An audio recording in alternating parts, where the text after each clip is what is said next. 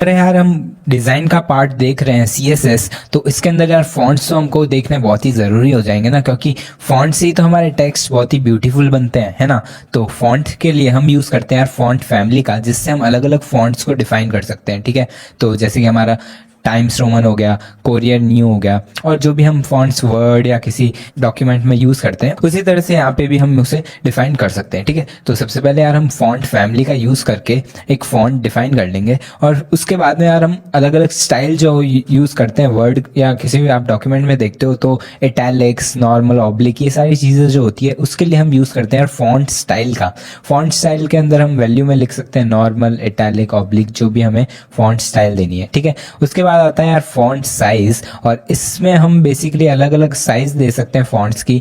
हमारा फॉन्ट कितना बड़ा होगा, कितना छोटा होगा, तो वो उस चीज के लिए हम यार फॉन्ट साइज का यूज करेंगे। और वैल्यू के अंदर हम यार अलग अलग कीवर्ड यूज कर सकते हैं, जैसे कि परसेंटेज हो गया, पिक्सल हो गया, EM हो गया, या जो भी वैल्यू हम यूज करते हैं अलग अलग टेक्स्ट के लिए। ठीक है, फिर आता है यार हमारा फॉन्ट वेट। फॉन्ट वेट से क्या होता है, बेसिकली हमारा जो फॉन्ट है वो नॉर्मल चाहिए आपको या बोल्ड चाहिए, कितना बोल्ड चाहिए वो अलग अलग वैल्यूज से आप डिफाइन कर सकते हो। तो बेसिकली यार इसमें 100 to 900 तक की वैल्यूज होती है, और 400 मतलब नॉर्मल होता है, 700 मतलब बोल्ड होता है। और बेसिकली आप जितना लाइट करना चाहो उतना लाइट कर सकते हो, और जितना बोल्ड करना चाहो उतना बोल्ड कर सकते हो, अलग अलग वैल्यूज को देकर। ठीक है, तो कुछ इस तरह से यार हम फॉन्ट्स का यूज करते हैं CSS में। तो अब हम यार एक एग्जांपल से इन चीजों को यूज करके देख लेते हैं। तो मैंने यार यहाँ पे एक फाइल बना रखी है font.html नाम की, और इसके अंदर मैंने डॉक्यूमेंट स्ट्रक्चर खोल दिया था, टाइटल दे दिया मैंने फॉन्ट इन CSS, और यहाँ पे मैंने कुछ हेडिंग और पैराग्राफ टैग के अंदर कुछ कुछ टेक्स्ट लिख रखा है। ठीक है, अब इसको हम स्टाइल करके देखेंगे। तो यहाँ पे मैं स्टाइल टैग का यूज कर रहा हूँ, और स्टाइल टैग के अंदर हम हमारी जो प्रॉपर्टीज है वो लिख देते हैं। तो सबसे पहले मैं आपको बताता हूँ फॉन्ट साइज का यूज करके, और उससे पहले हमको यार सेलेक्टर का यूज करना पड़ेगा और एक टैग को सिलेक्ट करना है। तो मैं H1 टैग को सिलेक्ट कर रहा हूँ, और इसके अंदर मैं कुछ स्टाइल देने वाला हूँ। तो मैं फॉन्ट साइज इसकी चेंज कर देता हूँ, और एक बार इसकी फॉन्ट साइज को हम रख के देखते हैं 50 पिक्सल्स। ठीक है, सेव करेंगे, और यहाँ पे मैंने ऑलरेडी ये खोल रखा है, तो इसके अंदर मैं जाके रिफ्रेश करता हूँ। आप देख सकते हो यार ये हमारा आउटपुट आ रहा है, यहाँ पे द नाइट किंग लिखा हुआ है, और इसके अंदर हमने 50 पिक्सल की साइज दिया। अब इसको अगर मैं 150 कर दूं तो आप देख सकते हो यार ये नाइट किंग हमारा बड़ा हो चुका है। अब इसके अंदर हम फॉन्ट चेंज करके देखते हैं। तो उसके लिए मैं फॉन्ट फैमिली का यूज कर रहा हूँ, तो FONT फैमिली, और इसके अंदर हमारे यहाँ पे कुछ प्री डिफाइंड ऑलरेडी यहाँ पे फॉन्ट के स्टैक्स बने हुए हैं। अब इसमें से आप कोई भी एक चूज कर सकते हो, तो मैं इसको चूज करता हूँ। तो अब इसमें ये कॉमा कॉमा का क्या मतलब है, तो बेसिकली यार ये हमारा पहला फॉन्ट है जो कि यूज होगा, और अगर कंप्यूटर को ये वाला फॉन्ट नहीं मिला तो वो इस पे जाएगा, फिर ये यूज होगा, अगर ये ना मिला तो ये ना मिला तो ये। तो उस तरह से हमारा ये यूज होता है। अब इसके अंदर ये जितने भी फॉन्ट्स है वो सारे वेब सेफ फॉन्ट्स है। वेब सेफ फॉन्ट्स का मतलब होता है कि ये जो हमारे फॉन्ट्स है वो ऑलरेडी ऑपरेटिंग सिस्टम में इंस्टॉल होते हैं मोस्टली। अब किसी ऑपरेटिंग सिस्टम में ना हो ऐसा हो सकता है, लेकिन मोस्टली ये इंस्टॉल होते हैं। ठीक है, अब अगर आप इसमें कुछ नए फॉन्ट्स डालना चाहते हो, जैसे कि आप गूगल फॉन्ट से कोई अलग सा फॉन्ट जो कि आप चूज करके डालना चाहते हो, तो उसके लिए हम क्या कर सकते हैं, तो बेसिकली यार आप पहले उस फॉन्ट के वेबसाइट है जिस पे भी आप जाना चाहो वहाँ जाओ, और यहाँ पे हमारा जैसे ये गूगल फॉन्ट से, तो हम इस पे जाते हैं, और इसके अंदर आप कोई भी फॉन्ट को सिलेक्ट कर दीजिए। अब यहाँ पे मैं कोई भी अच्छा सा फॉन्ट देख लेता हूँ, जैसे कि ये मेरे को बहुत अच्छा लग रहा है, तो मैं इसको सिलेक्ट कर लेता हूँ, और इसको हमको यूज़ करना है। तो सबसे पहले आप सेलेक्ट दिस स्टाइल को क्लिक कीजिए, और जैसे मैंने स्टाइल पे क्लिक किया आप देख सकते हो, और यहाँ पे हमारा लिंक टैग आ गया। अब कुछ नहीं करना है, हमको इसको कॉपी करना है, और इसको कॉपी करके आप जाइए यहाँ पे, और यहाँ पे आप इसको मेटा टैग के नीचे पेस्ट कर दीजिए। यहाँ जहाँ पे भी आपने अपनी स्टाइल शीट को लिंक किया है वहां पे भी आप पेस्ट कर सकते हो उसके ऊपर नीचे। तो मैंने यहाँ पे पेस्ट किया, और इसके अंदर हमको अब बेसिकली यार मैं स्टाइल टैग के ऊपर इसलिए पेस्ट कर रहा हूँ क्योंकि हमारा जो लिंक है ये फॉन्ट्स का वो पहले लोड होना चाहिए, और उसके बाद में हमारा जो CSS है वो वर्क करना चाहिए, ताकि उसको पता चले कि फॉन्ट फैमिली एग्जिस्ट करती है। ठीक है, तो यहाँ पे मैंने ऊपर लिख दिया हमारा फॉन्ट फैमिली, और अब इसके अंदर हम उस फॉन्ट का नाम लिखेंगे। ठीक है, तो फॉन्ट का नाम यहाँ पे क्या है, पैसिफिको। तो इसको मैं कॉपी कर लेता हूँ, यहाँ पे मैं पेस्ट कर लेता हूँ, और जैसे ही अब हम हमारे इस ब्राउजर में जाएंगे तो यहाँ पे आप देख सकते हो द नाइट किंग हमारा कर्सिव में अच्छे से दिख रहा है ना। अब इसकी यार हम स्टाइल चेंज करके देखते हैं। तो बेसिकली हमको यहाँ पे फॉन्ट स्टाइल लिखना होगा उसके लिए, और यहाँ पे मैं इटैलिक, नॉर्मल, ऑब्लिक, इन सब में से कोई भी एक सेलेक्ट करके देखता हूँ। तो मैं ऑब्लिक सेलेक्ट कर रहा हूँ, और देखते हैं इसका आउटपुट। तो यार यहाँ पे कुछ भी चेंज नहीं दिख रहा है, तो एक बार इटैलिक्स करके देखते हैं। तो यहाँ पे डेलीट किया तो यहाँ पे यार हल्का सा ये टेढ़ा हो चुका है और यहाँ पे स्टाइल हमारी चेंज हो गई है। ठीक है, अब इसमें और भी बहुत सारी प्रॉपर्टीज़ है, तो यहाँ पे आप देखो तो जैसे मैंने लिखा फॉन्ट, तो इतनी सारी हमारी प्रॉपर्टीज़ है, मैं आपको सारी नहीं बता सकता। आपको यार बेसिकली इसमें क्या करना है, आप अगर फ्री हो तो कुछ कुछ हमारे जो फॉन्ट की प्रॉपर्टीज़ है, जो भी मैंने प्रॉपर्टीज़ पढ़ाई है, उनमें से एक एक चीज़ों को लो, उनकी वैल्यूज़ के साथ में एक्सपेरिमेंट करो, देखो कि कैसा उसका आउटपुट आ रहा है। और यार आप ऐसे ही धीरे धीरे करते सीख जाओगे। आपको कुछ भी याद नहीं करना है, आपको एक्सपेरिमेंट करना है, आपको देखना है चीज़ें कैसे काम करती है, कैसे वो वर्क कर रही है, क्या वो सही चल रही है कि नहीं चल रही है, कैसा उसका आउटपुट आ रहा है, क्या हम जो एक्सपेक्ट कर रहे हैं वैसा आउटपुट आ रहा है या नहीं आ रहा है। ये सारी चीज़ें हम करते हैं जब भी हम CSS, HTML और डिज़ाइन वाली चीज़ें सीख रहे होते हैं। ठीक है, तो यहाँ पे हमको कुछ कुछ प्रॉपर्टीज मैं बता देता हूँ, तो मैंने यार बाकी सारी बता दी, एक और मैं बता देता हूँ फॉन्ट वेट। अब फॉन्ट वेट से क्या होता है, तो यहाँ पे आप देखो कुछ कुछ हमारे यहाँ पे वैल्यूज दिख रहे हैं, तो अगर मैंने 100 किया तो फॉन्ट वेट हमारी जो है वो 100 हो जाएगी। कैसे, तो यार हमारा ये जो फॉन्ट है आप इसको देखो तो ये अभी लाइटेस्ट है, इसकी जो लाइटेस्ट स्टेट है, कितना पतला ये हो सकता है उतना पतला ये अभी है। अगर आपको इसको मोटा करना है तो आप क्या करोगे, इसको 500 लिख दो और सेव करो, तो आप देख सकते हो यार ये हल्का सा अभी जाड़ा हो गया। अब इसको अगर मैं 900 कर लूँ तो अभी ये यहाँ पे 900 से और जाड़ा हो गया। तो बस यार हम टेक्स्ट को कितना डेंस करना चाहते हैं वो यहाँ फॉन्ट वेट से हम बताते हैं। अब इसमें यार आप देखो तो बोल्ड, बोल्डर, लाइटर, ये सारी चीज़ें भी यही है कि बोल्ड में आपका शायद 700 अप्लाई हो जाता है, बोल्डर में आपका शायद 900 अप्लाई हो जाएगा, लाइटर में आपका 300 अप्लाई हो जाएगा। तो बस यही चीज़ें हैं, और नॉर्मल में शायद हमारा 400। ये सारी चीज़ें आप अगर यहाँ पे हवर करके इस MDN रेफरेंस में देखोगे तो आपको मिल जाएगी। और इसके अंदर यार यहाँ पे मैंने नीचे अगर देखा तो यहाँ हमारी ये जो बोल्ड है यहाँ इसकी वैल्यू लिखी है, नॉर्मल में इसकी वैल्यू लिखी है। तो बस यार कुछ इस तरह से हम फॉन्ट का यूज़ करते हैं। अब आगे बढ़ते हैं और टेक्स्ट को स्टाइल करके देख लेते हैं। तो अब हम देख लेते हैं यार फॉर्मेटिंग टेक्स्ट विद CSS। तो CSS के अंदर हम टेक्स्ट फॉर्मेटिंग करने के लिए भी कुछ प्रॉपर्टीज का यूज़ करते हैं और उससे हम टेक्स्ट को अलग अलग टाइप के स्टाइल दे सकते हैं। ठीक है, तो मान लो जैसे आपको कलर देना है या आपको टेक्स्ट का अलाइनमेंट करना है, स्पेसिंग देनी, तो ये सारी चीज़ें हम CSS के अंदर कुछ प्रॉपर्टीज का यूज करके कर सकते हैं। ठीक है, तो मान लो आपको सबसे पहले कलर देना है, तो कलर के लिए यार हमने देखा था कलर एट्रीब्यूट होता है, तो उसी का यूज करेंगे।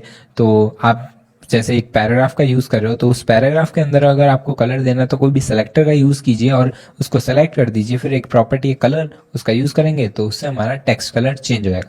ठीक है, फिर आता है यार हमारा टेक्स्ट अलाइनमेंट। और अलाइनमेंट यार बेसिकली हम उस टेक्स्ट को कहाँ पे कैसे अलाइन करना चाहते हैं उसके लिए यूज किया जाता है। तो मान लो यार आपका टेक्स्ट आप लेफ्ट से स्टार्ट करना चाहते हो और सारे टेक्स्ट आपके लेफ्ट से ही स्टार्ट होना चाहते हैं, तो उसके लिए आप टेक्स्ट अलाइन लेफ्ट कर लोगे। सेंटर से स्टार्ट करना चाहते हो तो टेक्स्ट अलाइन सेंटर, फिर सिमिलरली राइट से स्टार्ट करना चाहते हैं तो टेक्स्ट लाइन राइट। और इसमें यार साथ में एक और है जो कि है टेक्स्ट लाइन जस्टिफाई। इससे क्या होता है, बेसिकली हमारी सारी लाइंस स्ट्रेच हो जाती है और एकदम स्टार्ट से लेकर एंड तक आ जाती है। ठीक है, और खाली लास्ट लाइन में जो गैप होता है वो रहेगा, बट स्टार्टिंग टू एंड तक जितनी भी लाइंस है वो एकदम लेफ्ट टू राइट मार्जिन्स में स्ट्रेट होती है। ठीक है, तो इससे यार बेसिकली हमारा जो टेक्स्ट है वो पूरा फॉर्मेटेड दिखेगा, कहीं पे भी यार आगे पीछे नहीं होने वाला है। ठीक है, ये बेसिकली यार हमारे मैगजीन्स या न्यूज़पेपर वाली वेबसाइट्स होती है उसके अंदर यूज़ किया जाता है। ठीक है, फिर आता है यार टेक्स्ट डेकोरेशन। टेक्स्ट डेकोरेशन में क्या होता है, तो बेसिकली यार इससे हम ओवरलाइन, अंडरलाइन, लाइन थ्रू, ये सारी चीज़ें लगा सकते हैं किसी भी टेक्स्ट के अंदर। ठीक है, फिर आता है हमारा टेक्स्ट ट्रांसफॉर्मेशन।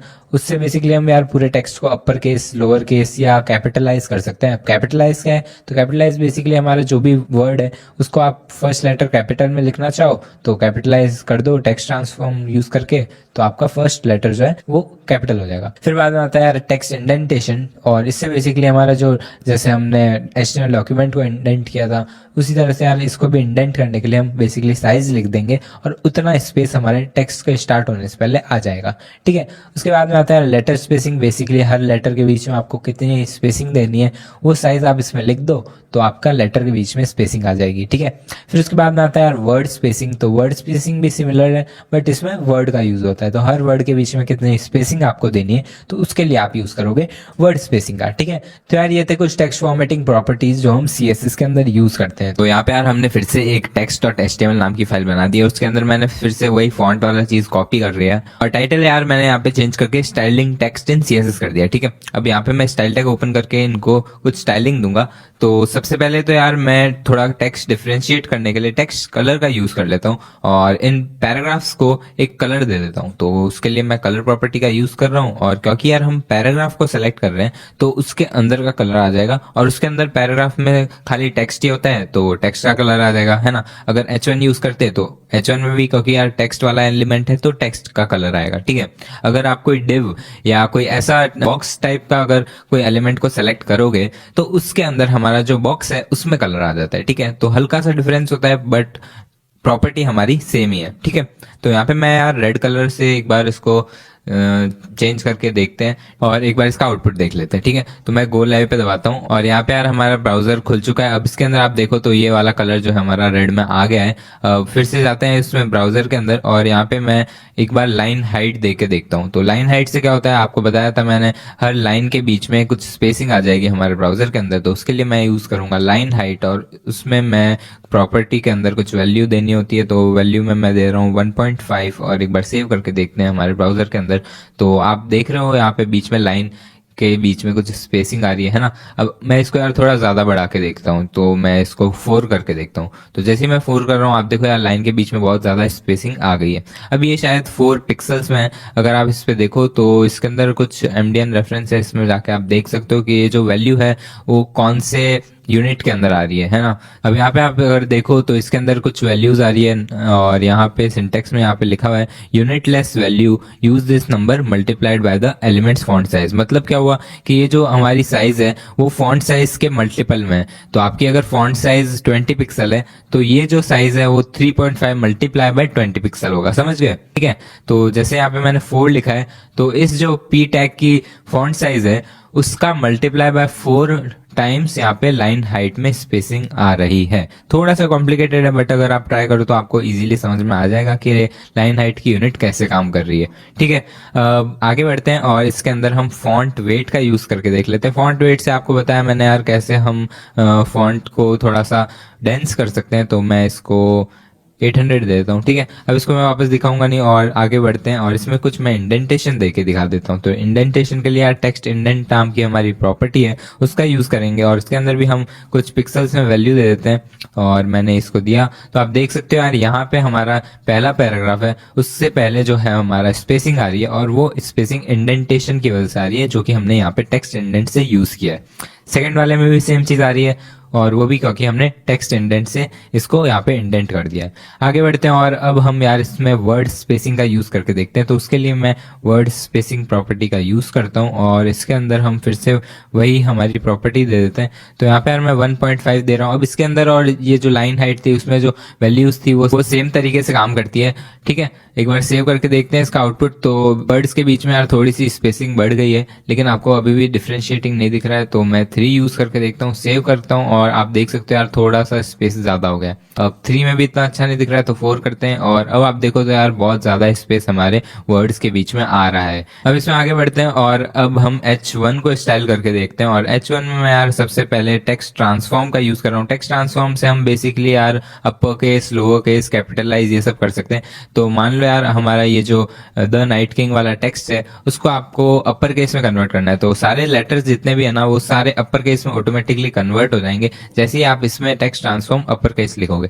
तो मैं आ जाता हूँ, आप देख सकते हो यार द नाइट किंग जो है हमारा वो अपर केस में आ रहा है ना। अब आगे बढ़ते हैं और इसके अंदर मैं एक और प्रॉपर्टी का यूज करके आपको दिखा देता हूँ जो कि है टेक्स्ट डेकोरेशन। और इससे क्या होता है, इससे बेसिकली यार हम अपने टेक्स्ट के अराउंड कुछ स्टाइलिंग दे सकते हैं। जैसे कि यहाँ पे मैंने ऊपर लाइन दे दी है, आप अंडरलाइन कर सकते हो, ओवरलाइन कर सकते हो और भी अलग अलग प्रॉपर्टीज की वैल्यू है इसके अंदर। मैं आपको दिखाता हूँ अभी। जैसे मैंने अंडरलाइन किया तो नीचे वाली लाइन आ गई है और अगर आपको और भी कुछ वैल्यूज देखनी है तो यहाँ पे मैं दिखा सकता हूँ आपको सॉलिड, वेवी और यहाँ पे लाइन थ्रू और ऐसी बहुत सारी वैल्यूज हैं तो इनको यूज करके आप देख सकते हो, है ना। और फिर आगे बढ़ते हैं और इसके अंदर हम टेक्स्ट शेडो दे देते हैं। तो टेक्स्ट शेडो क्या होता है, तो बेसिकली यार हम अपने टेक्स्ट को 3D लाइक कुछ स्ट्रक्चर में दिखा सकते हैं, तो उसके लिए आप यार टेक्स्ट शेडो का यूज कर सकते हो। तो मैं यहाँ पे आपको दिखाऊं तो टेक्स्ट शेडो में आपको सबसे पहले प्रॉपर्टी है और इसके अंदर कुछ वैल्यू देनी होगी अलग अलग साइज में, कि राइट साइड में आपका जो कलर आप डिस्प्ले करवाना चाहते हो वो कितना राइट हो, कितना लेफ्ट हो, कितना अप हो, कितना डाउन हो, वो सारी चीज़ होगी। तो एक बार इसका सिंटेक्स देख लेते हैं। तो मैं MDN रेफरेंस में जाता हूँ और इसके अंदर हम यहाँ पे ये सिंटेक्स लिखा हुआ है, इसमें देख सकते हो। तो यहाँ पे ऑफसेट एक्स वाई और ब्लर रेडियस और फिर कलर, ये 4 चीज़ें हैं वो जो आपको देनी होगी। तो ऑफसेट एक्स एक्सिस से बेसिकली आपका ये जो शेडो है वो कितना दूर होना चाहिए वो आप बताओगे इसमें, फिर वाई एक्सिस से कितना दूर होना चाहिए वो बताओगे, फिर ब्लर कितना होना चाहिए, जो आपका टेक्स्ट जो आपके पीछे शेडो में आ रहा है वो कितना ब्लर होना चाहिए वो आप बताओगे इसमें, और फिर आपका जो शेडो है उसका कलर भी इसमें बताओगे। तो मैं इसको एक बार ऐसे कैसे कॉपी करता हूँ और इसको बंद करते हैं, इसको बंद करते हैं और जाके इसमें पेस्ट करके देखते हैं कि कैसे ये वर्क कर रहा है। तो जैसे ही मैं इसे सेव करता हूँ और आप देख सकते हो यार यहाँ पे पीछे कुछ शेडो और कुछ आ रहा है, लेकिन वो अच्छे से नहीं दिख रहा है। क्यों? क्योंकि यार यहाँ पे हमने उसको थोड़ा सा राइट साइड में शिफ्ट नहीं किया है। तो जैसे ही मैं इसमें 4 कर दूं या 3 कर दूं और फिर हम देखें तो आप देख सकते हो यार ये एकदम पीछे आपको फिर से कुछ शेडो दिख रही होगी इस टेक्स्ट की, है ना। तो वो हमने इसकी मदद से किया। अब इसमें यार आप 2 शेडो भी आप डाल सकते हो।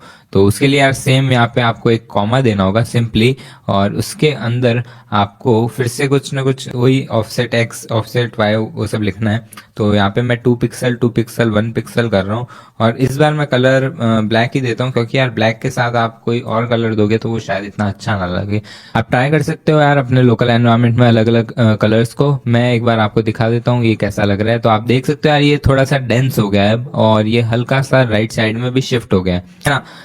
ये तो हो गया यार हमारा टेक्स्ट शेडो। आगे बढ़ते हैं और अब मैं आपको दिखाता हूँ टेक्स्ट अलाइनमेंट का यूज करके, जिससे हम हमारे टेक्स्ट को अलाइन करते हैं। तो बेसिकली यार ये जो हमारी हेडिंग थी वो अभी एकदम राइट साइड में, सॉरी लेफ्ट साइड में आ रही है, लेकिन अगर हमको इसको सेंटर में डालना हो या फिर राइट साइड में डालना, तो उसके लिए यार हम टेक्स्ट अलाइन को यूज कर सकते हैं। और जैसे मैं सेंटर लिखूंगा, आप देख सकते हो यार ये सेंटर में आ गया, और अगर मैं इसको राइट लिखूंगा तो यहाँ पे ये राइट में आ जाएगा। ठीक है, तो बस यार कुछ हमने टेक्स्ट प्रॉपर्टीज देख ली है। और भी बहुत तरह की प्रॉपर्टीज होती है यार इसके अंदर, मैं आपको सारी नहीं बता सकता। मैंने कुछ कुछ आपको एक्सपेरिमेंट करके बता दिया है। आगे आपका काम है यार आप और एक्सपेरिमेंट करो, चीजें देखो यूज करके कैसे वो काम कर रही है, अलग अलग डिजाइन बनाओ। आपको वेबसाइट बनानी अब तक आ चुकी होगी थोड़ी बहुत, है ना, तो ट्राई करो अलग अलग डिजाइन बनाने की। ठीक है, तो नेक्स्ट हम देख लेते हैं यार short hand property. Short hand property क्या होता है? तो बेसिकली यार हम मल्टीपल वैल्यूज को एक साथ लिखते हैं किसी भी प्रॉपर्टी में, तो उसको हम कहते हैं शॉर्ट हैंड प्रॉपर्टी, है ना।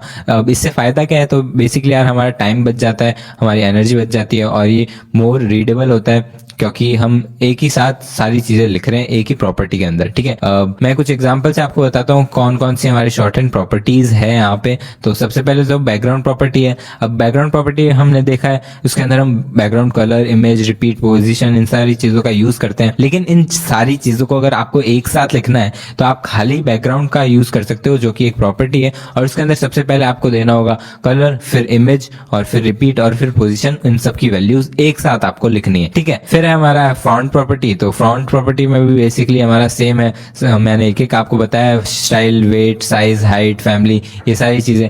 लेकिन आपको साथ में लिखनी है तो आप फॉन्ट नाम की एक प्रॉपर्टी का यूज कर सकते हो, और उसके अंदर आपको ये सिंटेक्स फॉलो करना पड़ेगा एज इट इज। सबसे पहले आपको स्टाइल देनी है, फिर वेट, फिर साइज, फिर हाइट, फिर फैमिली। ठीक है, और फिर है हमारा बॉर्डर प्रॉपर्टी। बॉर्डर हम देख चुके हैं, तो उसके अंदर हमारी स्टाइल, वेट, कलर, ये सारी चीजें होती है। और साथ में अगर हम इसको एक ही प्रॉपर्टी के अंदर लिखना चाहे तो हम बॉर्डर प्रॉपर्टी का यूज करेंगे। सबसे पहले उसमें देंगे हम विड्थ, फिर स्टाइल, फिर कलर। ठीक है, और नेक्स्ट है यार मार्जिन और पैडिंग प्रॉपर्टी, और वो हम देखने वाले हैं अभी। बट इसके अंदर हमारी टॉप, राइट, बॉटम, लेफ्ट, चारों साइड की जो हमारी मार्जिन होगी उसको हम एक साथ लिख सकते हैं, और उसके लिए हम यूज करेंगे मार्जिन नाम की एक प्रॉपर्टी का। ठीक है, अब इसके अंदर यार और भी बहुत सारी प्रॉपर्टी और वैल्यूज हो सकती है। अगर आपको